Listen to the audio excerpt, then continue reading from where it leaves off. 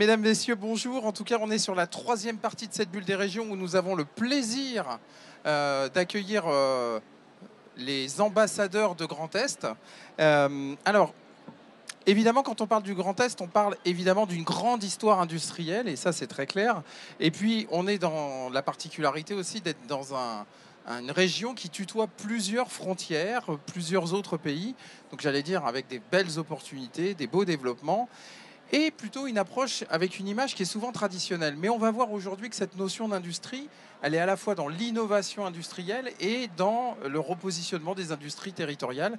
Mais plus que moi pour vous en parler, je vais inviter évidemment nos speakers à prendre la parole. On va commencer par Claude Sturny. Donc Claude Sturny, vous êtes le vice-président au développement économique, recherche, innovation de la région Grand Est. C'est bien ça? Tout à fait.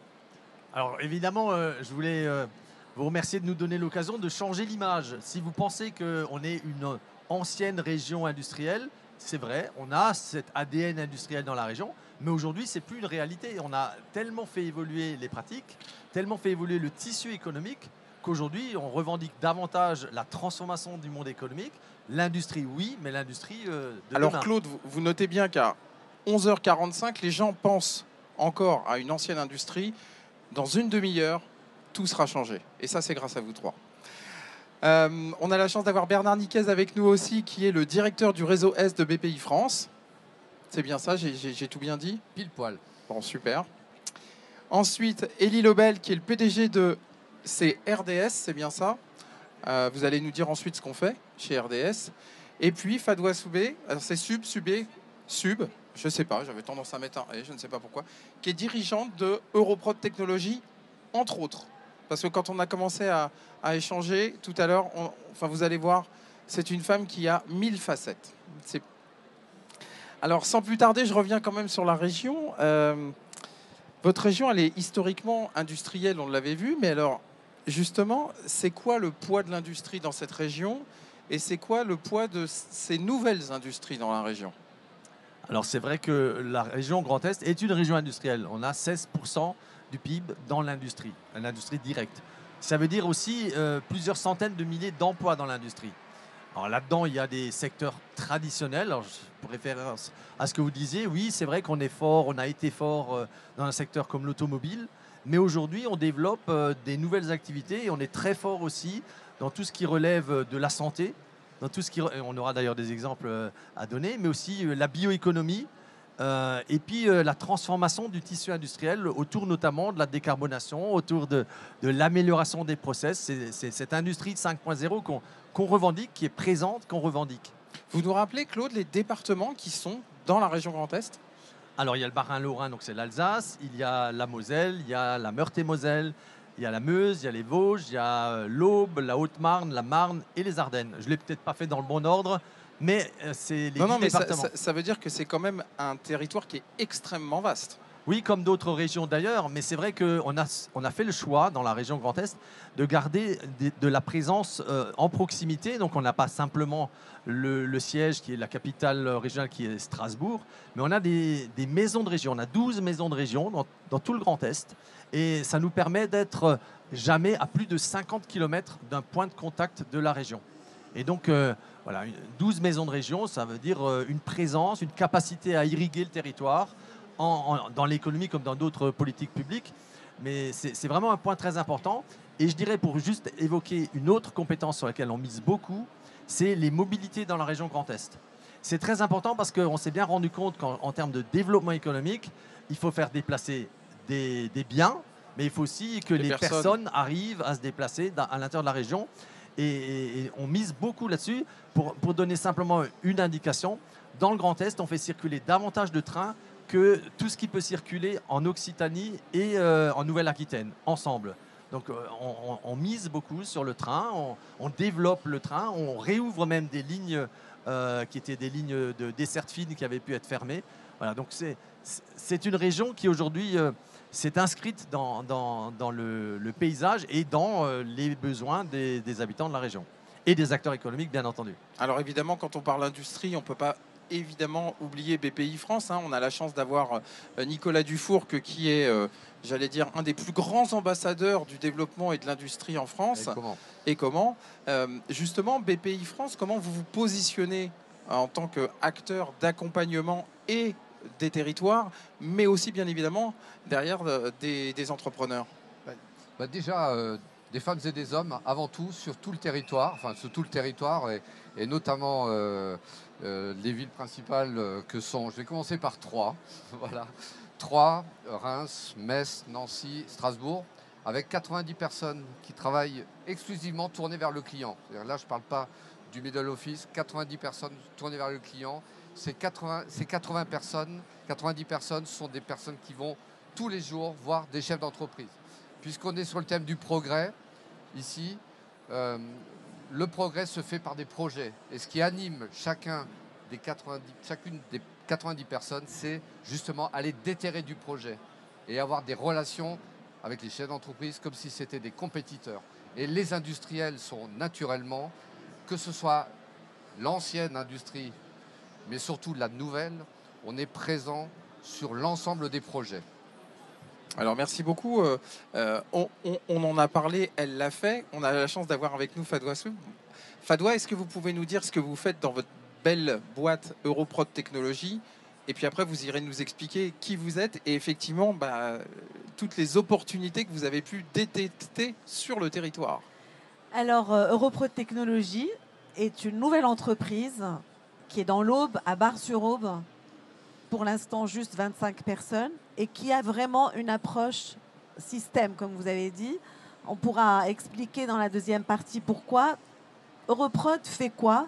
Couvre toute la filière IoT IA pour la décarbonation des territoires, de l'industrie et de la santé. C'est quoi l'originalité d'Europrod? C'est qu'il faut retenir 3 choses. 1, on a une activité logicielle, algorithmie IA pour la collecte des données. On met un capteur dans une école, dans une forêt, pour détecter des mouvements. Ces capteurs-là, c'est de l'embarquer, c'est de l'algorithmie. Ces datas doivent aller dans un serveur. Il y a des plateformes pour les trier, pour qu'une IA puisse travailler dessus. Mais ces capteurs, à la fin, sont comme un Linky. C'est un peu de plastique, beaucoup d'électronique, qui a été souvent fabriqué en grand volume en Asie et quand c'était en moyen volume en Tchéquie ou éparpillé de façon fragmentée sur le territoire. Donc nous, on fait partie d'un groupe qu'on a fondé, un groupe d'entrepreneurs seniors qui s'appelle Sovereignty Invest Group, qui a pour vocation d'aller chercher avec une approche de consolidation stratégique et technologique des briques, parce que vous voyez bien que BPI finance depuis plus de 25 ans des startups. Toutes ne sont pas des licornes, mais 75% ont des actifs technologiques extrêmement importants, mais ne sont pas amenées toutes seules à devenir des champions, parce qu'il faut les insérer dans une chaîne de valeur plus large, les rapprocher des clients et les rapprocher des territoires pour qu'ils diffusent ces technologies. Donc, il faut retenir qu'on a une approche plateforme, on intègre les briques de plusieurs startups, on a une approche système IoT parce qu'on a plusieurs solutions IoT pour la décarbonation, pour le suivi des mouvements dans la santé, etc. Et surtout, on a une ligne de production de cartes embarquées à Bar-sur-Aube, qui est une sous-préfecture, pas loin de la magnifique abbaye de Clairvaux, pas loin de Colombey-les-Deux-Églises. Donc c'est au fin fond de l'Aube, c'est loin de Strasbourg, mais on a fait ça pendant le plan de relance pour ne pas être juste dans une technopole quelconque, mais pour dire voilà une sous-préfecture de 5000 habitants où on fabriquait avant des bouts de la Tour Eiffel, du tissu. Pour l'instant, il n'y a plus que le champagne, c'est un peu dormant. On a le plaisir d'avoir avec nous des locaux qui ont appris à faire des cartes électroniques et on les fabrique dans votre région. Super, écoutez, et je sais que vous avez encore plein de choses à nous dire, évidemment. J'arrête. Élie Lebel, vous nous dites ce que vous faites chez RDS et justement, pourquoi cette implantation à ce moment-là dans cette magnifique région du Grand Est? Oui, bonjour, je suis donc le dirigeant de RDS, qui est une start-up de technologie médicale basée à Strasbourg. Et donc chez RDS, on développe une solution de surveillance cardiaque et respiratoire des patients, mais très haute performance. C'est-à-dire on fait dans un tout petit dispositif ultra miniaturisé, ce que fait normalement un moniteur hospitalier. Vous savez, ces gros Oui, les moniteurs gros, ouais. qui scotchent les patients à l'hôpital, parce que c'est pris un fil, ça oblige le patient à rester à l'hôpital. Nous, notre objectif, c'est de rendre sa liberté au patient sans compromis sur la qualité du monitoring. Et donc, c'est une solution très intéressante, parce que c'est une solution à la fois hardware, parce qu'il y a un mini capteur bourré de sensors qui permet de récupérer les données, et toute une plateforme de traitement de ces données avec des algorithmes d'analyse des données, etc. Et ce qui est très intéressant, donc on a cette dimension à la fois hardware et software. Ce projet, en fait, c'est un projet franco-américain qui a démarré avec une équipe basée aux États-Unis à Palo Alto. Et c'est pour la deuxième étape du projet, c'est-à-dire passer du prototype au produit, que la décision a été prise de poursuivre le projet à Strasbourg, compte tenu de la qualité, de l'excellence de l'environnement dans lequel on est à Strasbourg. Alors, quand vous parlez d'excellence, de qualité, est-ce que c'est une excellence, une qualité des infrastructures, excellence, qualité, entre guillemets, des écoles, des ingénieurs, et des personnes qu'on trouve, ou est-ce que ça va bien au-delà? C'est aussi la capacité de trouver finalement en proximité aussi d'autres entreprises qui sont capables d'être un maillon de la chaîne. C'est quoi cette notion d'excellence qui permet à un moment de faire la différence entre ce que tout le monde regarde de loin en disant « Waouh, génial, Palo Alto » et puis d'un seul coup, Strasbourg? Alors je dirais qu'elle est justement multidimensionnelle et elle regroupe les différents aspects que vous avez mentionnés. D'abord, il y a une excellence scientifique et médicale.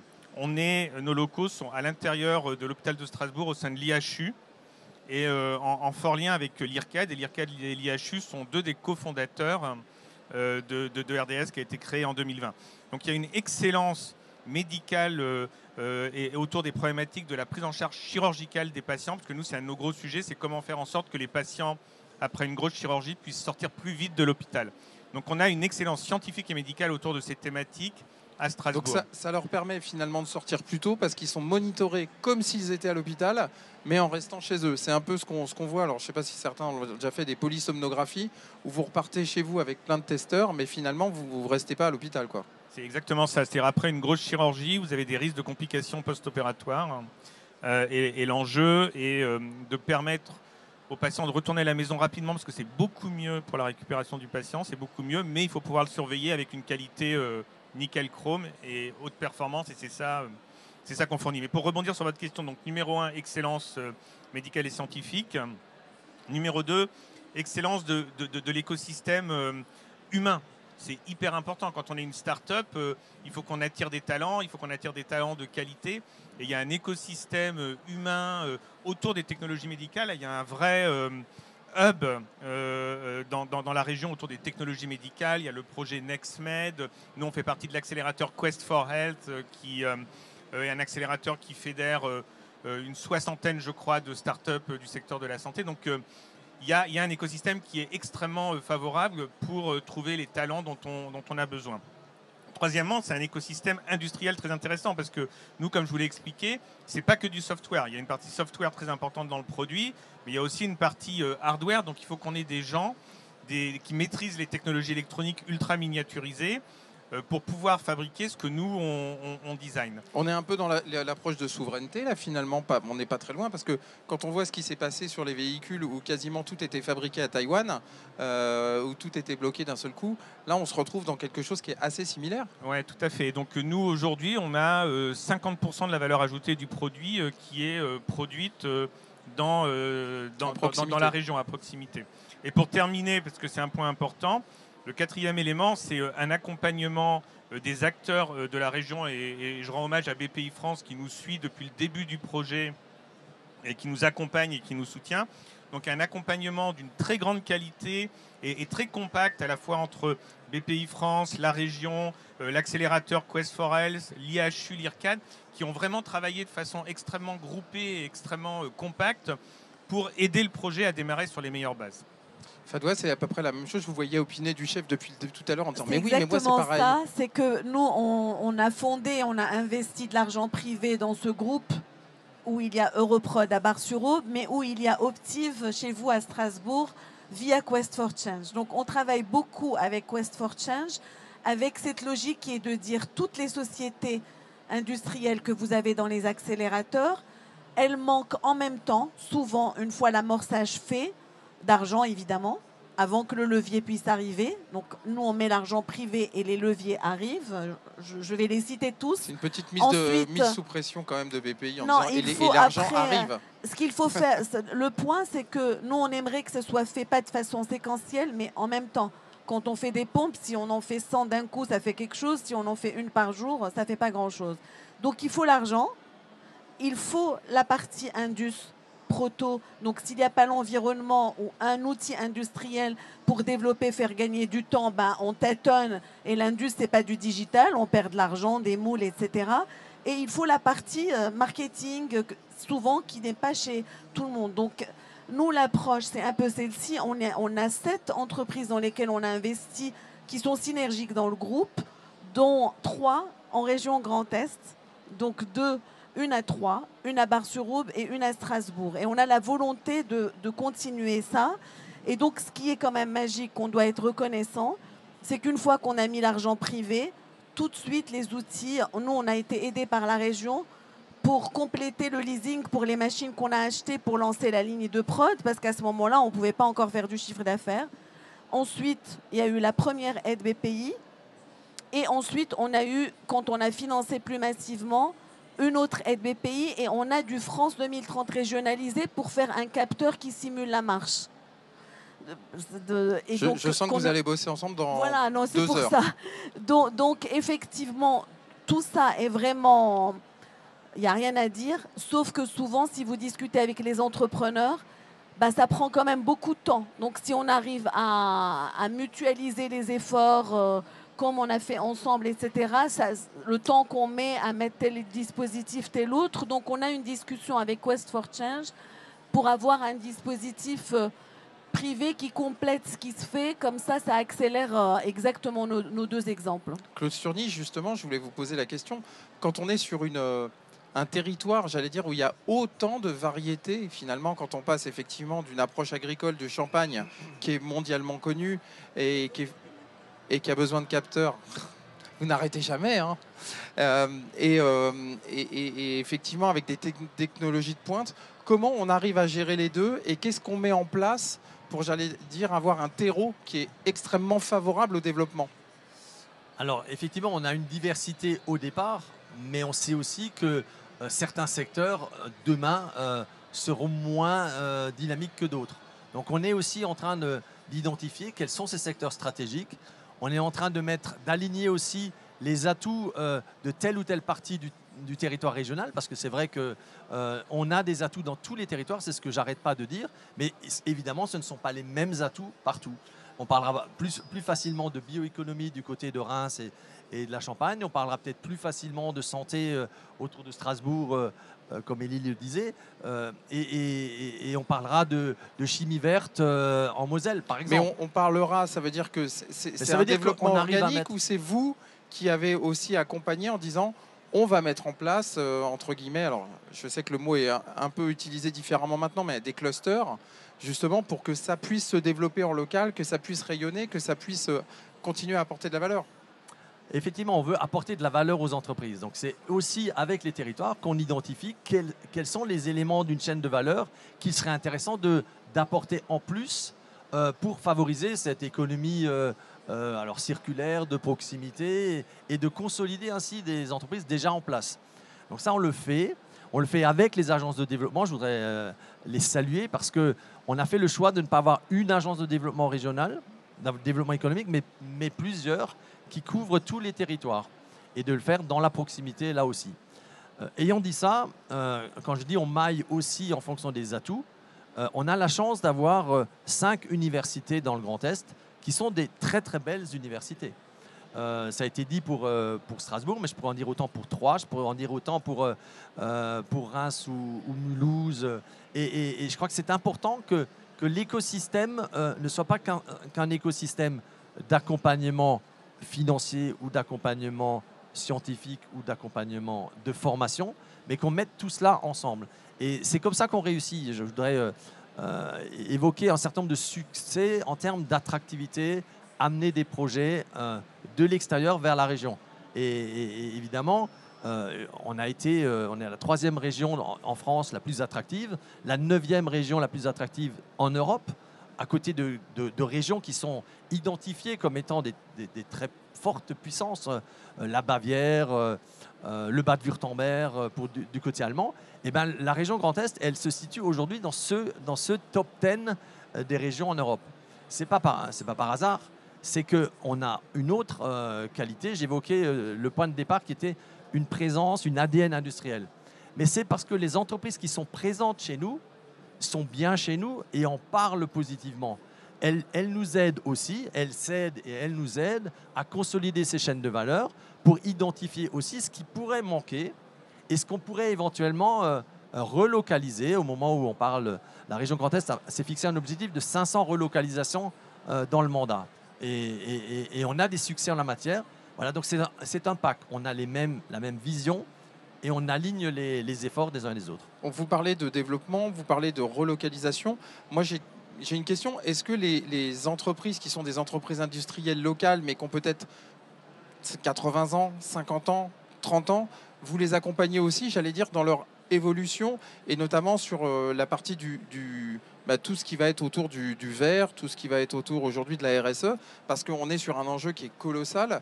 Et c'est vrai que c'est ce que je disais tout à l'heure, quand vous demandez à un enfant de vous décrire une industrie, la première chose qu'il va vous faire, c'est vous mettre un bâtiment, une cheminée et rapidement de la fumée qui sort. Donc il faut qu'on arrive à changer cette image-là. Qu'est-ce qu'on fait ensemble et comment vous les accompagnez ? J'allais dire, venez du côté. Moi, je suis du côté de Haguenau. Mais Haguenau, on dessine des usines, mais pas avec des cheminées qui fument et des toits comme vous les décrivez. Non, on a tous ce challenge, et les industriels en premier, que d'expliquer ce qu'est aujourd'hui l'industrie. Mais vous avez raison de dire, nous, on mise aussi sur la transformation de l'industrie elle-même.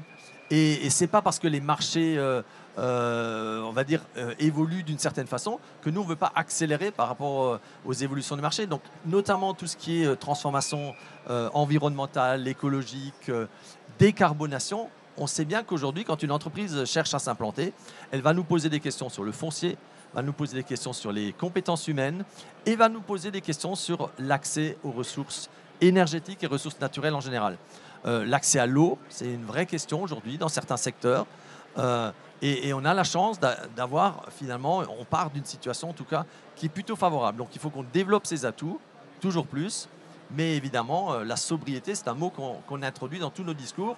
La transformation du tissu économique, ancien ou nouveau, par des ajouts nouveaux, c'est une réalité. Chez BPI France, c'est ce que vous faites aussi en accompagnement des entreprises existantes. On a tendance à penser beaucoup entrepreneurial, les nouvelles entreprises qui se créent. Alors c'est génial, mais il y a celles qui sont là et il faut les accompagner. On met une énergie de dingue à ça. On ne peut pas financer le risque d'entreprise, parce que quand même, quand on finance, on gère le risque. On prévoit du risque. On ne peut pas le financer sans renforcer les acteurs. Et une des conditions d'existence, on ne parle même pas de croissance, une question d'existence à quelques années, il est indispensable, et quelques années c'est 3-4, il est indispensable d'avoir commencé à effectuer sa transformation. La première transformation évidente, c'est quand même celle de s'adapter au monde, qui est quand même d'une complexité et d'une rapidité, d'une accélération croissante. Ça, on peut pas faire sans. Et ça, faut avoir des entreprises, des chefs d'entreprise costauds. Mais évidemment, la transformation environnementale, c'est un monde derrière, mais c'est une transformation de l'ensemble des segments d'une entreprise, du début à la fin. Il faut accompagner les entrepreneurs, parce que tout seul, c'est pas forcément simple. Et nous, on anime une communauté du coq vert, on a des prêts spéciaux, véritablement pour booster la partie immatérielle de ces investissements, parce que c'est de l'investissement qui ne va pas rapporter immédiatement, mais c'est une des conditions pour pouvoir faire vivre l'entreprise. Donc il y a un retour sur investissement qui est difficile. Et ça, il faut un accompagnement, c'est des formations de chefs d'entreprise, au travers des accélérateurs que l'on mène, où la transformation de l'entreprise est au cœur. Avant même de parler de croissance, de procès de croissance externe, il faut savoir comment l'entreprise s'adapte aux nouvelles conditions économiques. Et ça, c'est leur cœur de métier. On ne fait pas un financement sans que l'entreprise soit accompagnée. Je peux vous citer juste un chiffre. En Grand Est, cette année, on va faire 500, je pense être à 500 diagnostics ou accompagnements individuels. C'est-à-dire là, on ne parle pas d'argent, même si c'est subventionné par BPI France ou par la région.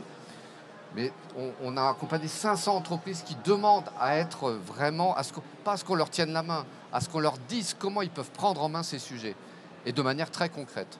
Et il doit y avoir quelques accélérés, notamment dans cette assemblée. Je pense que je leur laisserai témoigner s'ils veulent prendre le micro, combien c'est important d'intégrer dans un parcours d'amélioration soi-même de la prise en compte de toutes ces nouveautés dans le monde. Alors, on parle justement de cette notion d'attractivité. Vous l'avez évoqué tout à l'heure, Fadwa, vous avez une double attractivité. La première, c'était l'enjeu de faire venir les bonnes personnes, mais la deuxième chose, c'est comment on fait quand ils viennent pas. Mais alors, ce qu'on s'était dit quand on s'était appelé, et vraiment ce qu'on a trouvé, nous, on avait fait ce pari, mais on ne savait pas si ça allait marcher, de mélanger la production, la R&D, et puis la data science. Et pour dire, par exemple, chez Europrod à Bar-sur-Aube, on a notre première chef de production, Élodie Dagnan, je parle d'elle parce qu'on l'adore, elle est locale, elle avait un CAP de pâtisserie. Mais elle voulait avancer, vraiment. Et elle ne serait pas venue, elle, à Paris ou dans la station F ou dans une technopole. Elle a été formée avec des gens de chez CGLEC, Thales, parce que faire des cartes, je veux dire, si on en fait plein à Shenzhen, c'est pas non, enfin, ça se fait. Et elle trouve ça plus marrant que ce qu'elle faisait avant. Et on a embauché une docteure en IA de l'UTT, vraiment. Et quelqu'un de Reims sur la partie suivi de la data pour les mouvements, etc. Et donc, la plupart des ingénieurs, en revanche, ne sont pas à Bar-sur-Aube. Ils viennent, ils partent. Mais pour le coup, ce qui est vraiment savoureux et génial, c'est que quand on fait les réunions, on dit, nous, à la data scientist, si Élodie n'a pas compris ce que tu racontes, c'est qu'il y a un problème. Et en fait, ça les oblige à dire, si ça fait ça, quand je fais de l'IA, donc à sortir des trucs jargonnants, etc. Et donc, c'est vraiment possible. Et ça crée vraiment des moments super sympas. Et en fait, à Bar-sur-Aube, il y a Action, il y a Europrod Technologies à Basic Fit, et ils vont faire du sport à Basic Fit à côté. Moi, je trouve que ça raconte une histoire... Vous n'avez pas racheté Basic Fit encore? On va le faire. De l'industrialisation possible et intéressante, mais on n'est pas dans les gigafactories. C'est ça. Et en fait, on peut en avoir de façon distribuée. Et comme vous disiez à juste titre, aujourd'hui... diffuser les deep tech, nous on se dit c'est comme un deep tech store. En fait, si on parle à une PME, une ETI, une industrie pour lui dire t'en es où ta décarbonation, il faut se rendre compte que les gens en face ont un seul DSI ou un seul directeur général des services. Et si on arrive direct, sans avoir fait tout ce mouvement-là pour lui dire alors mon capteur il décarbone parce qu'il fait tant de hertz, tu finis pas le rendez-vous. Donc c'est tout ce mouvement-là qui est de vraiment apporter ce qu'apporte en productivité la tech dans le tissu. Il vaut mieux le faire comme ça, en s'approchant et en le faisant localement, sinon le jump est trop, la marche est trop haute. Élie, c'est la même chose pour vous, c'est-à-dire sur la capacité de faire venir les personnes, et en même temps, est-ce que vous avez accompagné des gens qui n'étaient pas forcément faits pour le métier, mais sur lesquels vous avez fait une montée en compétences pour justement ils puissent rejoindre l'aventure RDS? Complètement. Nous, comme je le disais, on s'appuie là sur le vivier de talents. On a que une équipe d'une vingtaine de personnes. Hein. C'est une petite équipe, mais c'est que des profils de top niveau. Et on a fait venir aussi des experts. On a fait revenir, par exemple, un Français qui était aux États-Unis et qui est maintenant le directeur technique de RDS. On l'a fait revenir. Alors, lui, il habite à Angoulême. Enfin, il est originaire d'Angoulême. Il était à Boston. On l'a fait revenir à Strasbourg avec sa famille. Hein, pour venir prendre la direction technique du projet. Donc c'est absolument top. Il s'appelle Louis Maillot et c'est quelqu'un d'exceptionnel qui fait partie de l'équipe. Ce que je voudrais juste rajouter, c'est que nous, aujourd'hui, il y a aussi une autre dimension qu'on n'a pas trop abordée, qui est la dimension de la croissance et de la montée en puissance. Donc nous, aujourd'hui, on est à une étape où on a eu le marquage CE. Le marquage CE, c'est l'autorisation pour un dispositif médical comme le nôtre de pouvoir commencer à le commercialiser. Donc maintenant, on rentre dans cette phase de commercialisation. Mais c'est une nouvelle étape, on va dire. La première étape, c'était le prototype. La deuxième étape, c'est de passer du prototype au produit. Et maintenant qu'on est OK pour commercialiser le produit, il faut qu'on monte en puissance. Et notre ambition, c'est de créer à Strasbourg un champion européen des technologies de monitoring patient de nouvelle génération, comme ce qu'on fait. Et donc ça nécessite une ambition forte. Et un des points qui est, je pense... un des points limitants encore aujourd'hui en France pour les startups, c'est que il y a des investisseurs pour les phases early, il y a des investisseurs pour les phases plus tardives.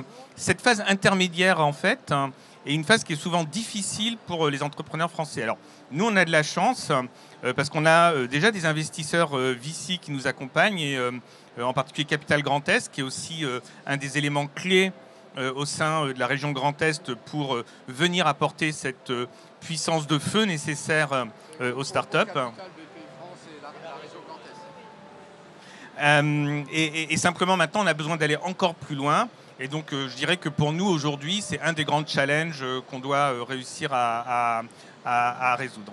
Donc l'envie, oui, mais il faut derrière que vous soyez accompagné justement avec les bons systèmes pour tracter. Exactement, parce que surtout dans les technologies médicales, vous avez beaucoup de travail en amont qui nécessite de la puissance de feu financière pour arriver à votre objectif, avec évidemment un objectif de rentabilité et qu'on devienne largement rentable et capable de voler de nos propres ailes. Mais ça prend plus de temps, je dirais, dans les technologies médicales que dans d'autres secteurs, par construction, compte tenu du côté réglementaire, compte tenu de la complexité d'introduire un nouveau dispositif comme le nôtre dans le système de santé.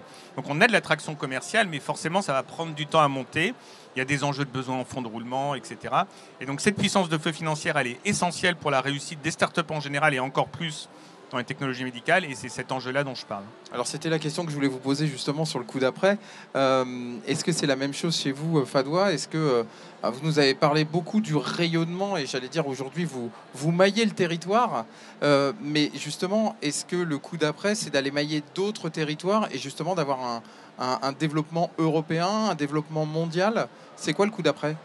Ben nous, on a la chance, parce qu'on est conscient de ça. Donc, même moi, j'étais VC avant, mais on a un groupe de privés, les souscripteurs, pour financer ça. Donc, ça nous donne déjà plus de liberté pour ne pas dire je suis série A, série B. On finance ce qui est difficile. Et ça, je passe le message à BPI. Il y a d'autres dispositifs à imaginer sur ces sujets hybrides. De toute façon, ça va venir parce qu'aujourd'hui, la demande, comme ça s'est tari, il faut faire du financement tel que tu le décrivais. Et donc, nous, la chance qu'on a, comme toi, dans les investissements qu'on a fait, on a des seniors, des gens qui ont passé, par exemple, beaucoup de temps dans l'industrie automobile, chez Symbio, Forestia, qui sont internationaux. Nous, on a passé beaucoup de temps à l'international. Donc, tout le monde ronge son frein pour redévelopper la même chose à l'international et dans les parties frontalières. Mais on se dit, faisons les choses pour le coup.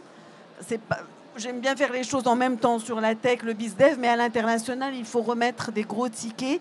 Mais oui, il faut que ce soit international. Et en tout cas, ce qui se passe bien via Strasbourg, c'est qu'on bosse facilement en limitrophe avec l'Allemagne, le Luxembourg, la Suisse. Et nous, on a un pied en Vendée. C'était ça ma question aussi d'après, c'était sur la pertinence de la proximité finalement et d'une vision qui est vraiment tout de suite européenne. Alors d'autant plus que vous avez Strasbourg, mais effectivement, est-ce qu'on est tout de suite dans une pensée européenne et donc dans une approche de rayonnement qui l'est tout de suite? J'ai envie de dire oui, mais en même temps, non, c'est pas encore, tout n'est pas parfait. Et même si la position géographique, le fait d'avoir 4 frontières, 4 pays autour de nous, permet des coopérations, tout n'est pas simple et il faut des efforts de part et d'autre. Mais j'ai envie de dire, les Allemands, si on prend cet exemple-là, ils ne sont pas mieux placés que nous. Et aujourd'hui, les Allemands ont besoin de nous au moins autant que nous, on peut avoir besoin d'eux. Il faut qu'on sache travailler avec eux. C'est peut-être pour certains un choc culturel. Mais il faut qu'on arrive à faire que le 1 plus 1 égale 3. Le time to market, la capacité à amener l'innovation vers le marché et considérer que le marché... peut-être que pour démarrer, le marché il peut être local ou il peut être... Mais il faut très vite aller vers des marchés à une autre échelle. Et c'est là où je me dis, comment on peut faire pour que des coopérations puissent s'établir pour aller plus vite vers ces marchés-là. Donc évidemment, on a quelques exemples qui peuvent illustrer ce propos, mais je pense qu'on a changé un petit peu notre regard. Alors la région Grand Est, comme je disais, si elle veut s'ouvrir à 360 degrés, on est bien obligé de travailler avec la Suisse, et ils sont très forts dans certains secteurs, travailler avec les Allemands, que ce soit Karlsruhe, Saarbrück, sans parler peut-être des régions, des lenders plus éloignés, mais il y a autour du Grand Est des lenders qui ont une capacité, on n'a pas parlé aujourd'hui d'énergie, mais on a des projets collaboratifs avec la SAR, par exemple, autour de l'énergie, de l'hydrogène.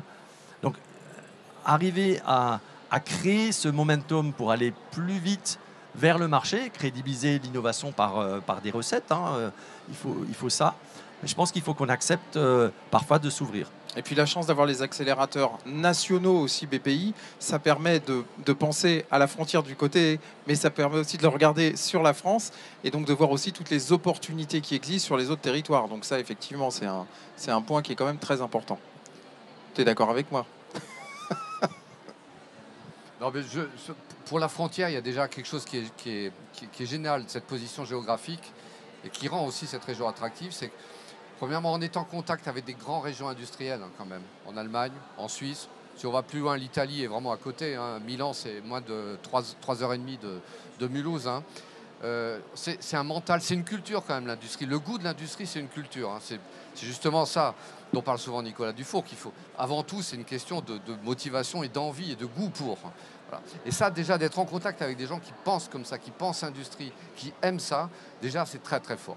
Et ça diffuse. Le Rhin, c'est une frontière. Alors, c'est très bien pour l'export quand même, parce que c'est malgré tout de l'export. C'est plus facile peut-être d'aller de l'autre côté du Rhin ou en Suisse qu'aux États-Unis ou en Chine. Par contre, c'est quand même pas les mêmes écosystèmes. Donc, on apprend, on s'éduque à traiter des marchés différents, des comportements de clients différents. Donc là, c'est vraiment très très fort. C'est une région qui, pour ça, est vraiment super bien placée. Et on a aussi une chance dans la région, là pour le coup, parce que ça n'a pas été cité, mais il y a aussi du terrain. Il y a du terrain. On est une région avec beaucoup de terrain, beaucoup de terrain disponible, d'ailleurs des anciennes industries. Et le terrain, c'est aussi quelque chose qui permet de rendre attractif. Ça devient compliqué dans le Bade-Württemberg, en Suisse.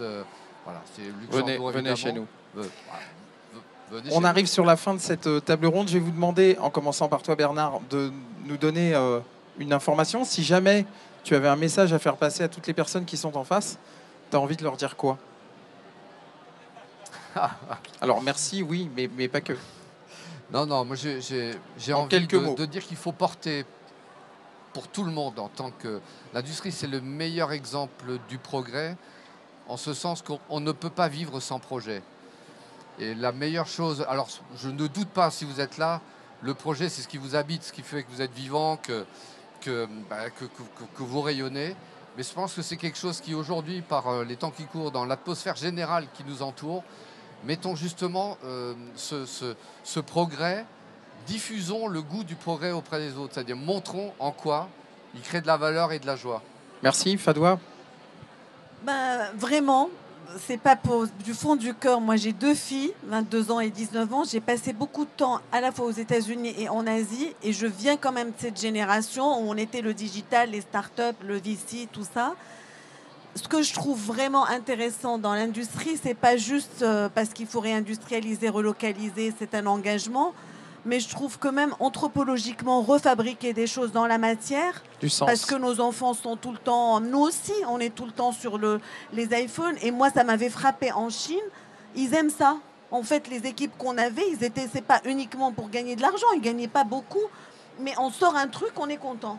On le voit, c'est dans la matière. Retrouver du sens. Et je pense que ça fait fabriquer les mains, rencontrer des gens qui ne se voyaient plus. Donc, c'est savoureux au-delà de la création de valeur, vraiment. Super. Juste rajouter juste un truc. Il est dur avec moi. Parce que c'est le message. Vas-y. Par moi. C'est l'esprit start-up. L'esprit, pas juste des start-up. C'est l'avenir vraiment de l'industrie. C'est l'avenir de l'industrie. Mais c'est vraiment culturellement, c'est l'avenir de l'industrie. Il n'y a que comme ça qu'on se réinventera, que ce soit par des start-up qui progressent, des nouveaux objets industriels qui vont se créer, je pense qu'il y en aura d'autres, ou aussi tout simplement parce qu'à un moment donné, ça va venir infuser les entreprises plus importantes. Merci beaucoup. On a mis sur notre Insta « We Rock Industry ». Comme ça, on est avec les jeunes. Elie Lebel, vous n'allez pas me contrarier, du coup, surtout pas me contrarier Bernard, c'est l'esprit start-up.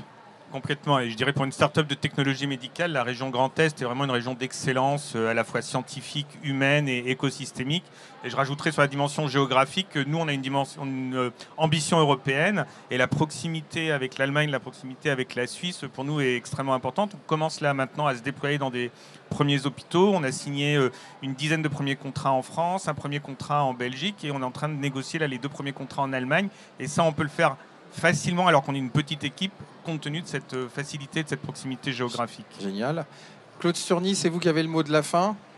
Le mot de la fin, j'espère que je vous ai convaincu que le Grand Est, ce n'est pas juste une ancienne industrie. Au contraire, c'est de la technologie, c'est de la science, c'est du savoir. C'est des femmes et des hommes qui y croient. Et on s'appuie donc à la fois sur notre ADN industriel pour dire que voilà, on va créer, et on est en train de créer l'économie de demain, celle qui fera rêver, celle qui saura attirer des talents dans la région, ce qui saura former les talents dont on aura besoin. Voilà, je suis ravi en tout cas de pouvoir partager ma passion. Je suis un ancien industriel, donc je ne peux que vivre de cela, parce que je crois que c'est très important que l'on fasse diffuser, infuser cette idée que c'est possible dans le Grand Est. Vu les sourires qu'il y a en face, je crois que vous avez réussi, donc on peut les applaudir. Merci beaucoup. On se retrouve dans 10 minutes avec une prochaine région. À tout à l'heure.